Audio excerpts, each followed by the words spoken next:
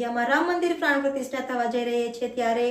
વડોદરાના અકોટા ગાર્ડન પાસે નીરવભાઈ અને કુમુદભાઈ દ્વારા સંગીત સંધ્યા કાર્યક્રમનું આયોજન કરવામાં આવ્યું હતું। અયોધ્યા ખાતે શ્રી રામ મંદિરનું નિર્માણ થવા જઈ રહ્યું છે ત્યારે વડોદરા શહેરમાં અકોટા ગાર્ડન પાસે નીરવ પટેલ કોષાધ્યક્ષ યુવા મોરચા વડોદરા શહેર અને કુમુદભાઈ અકબરી દ્વારા લાઈવ સંગીત સંધ્યાનો કાર્યક્રમનું આયોજન કરવામાં આવ્યું હતું,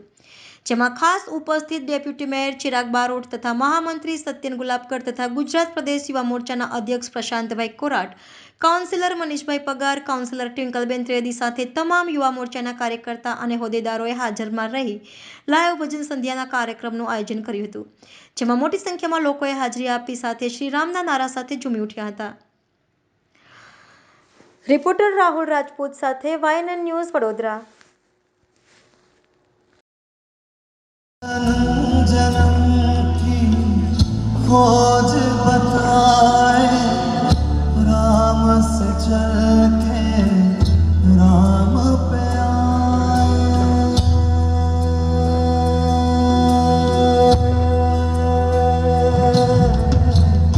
जन्म जन्म की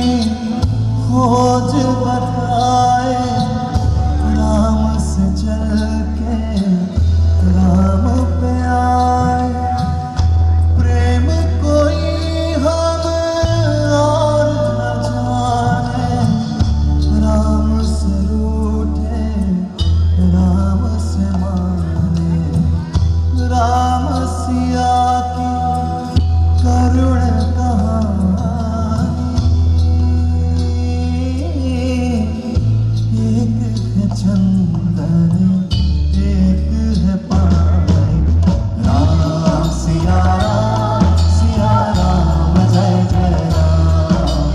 राम सिया राम जय जय राम, राम सिया राम। અયોધ્યાની અંદર ભવ્ય રામ મંદિર બની ગયું અને રામ મંદિરની અંદર ભગવાન શ્રી રામની મૂર્તિમાં પ્રાણ પ્રતિષ્ઠા મહોત્સવ આજે પૂર્ણ થયો। દેશના યશસ્વી પ્રધાનમંત્રી શ્રી દ્વારા આજે પૂજા અર્ચના કરીને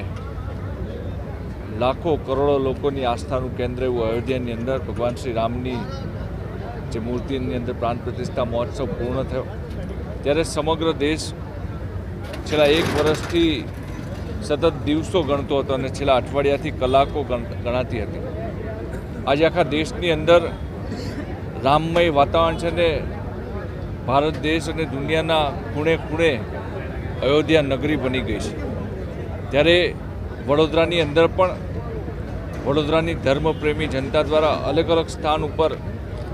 ભવ્ય રામ મંદિરના નિર્માણ થકી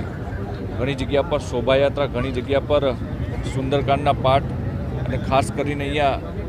રામ જન્મ ઉત્સવ સમિતિ અને નીરવભાઈ પટેલ દ્વારા ભવ્ય રામ મંદિર નિર્માણના ઉજવણીના ભાગરૂપે ભજન સંધ્યાનું આયોજન કરવામાં આવ્યું છે। આજે વડોદરાની અંદર પણ ગલીએ ગલીએ ઉત્સવ ઉજવણી થઈ રહી છે અને માનો કે દિવાળીનો તહેવાર છે એ રીતે દરેક જગ્યા પર ફટાકડા ફોડવામાં આવી રહ્યા છે। Subscribe now and press the bell icon. Never miss an update.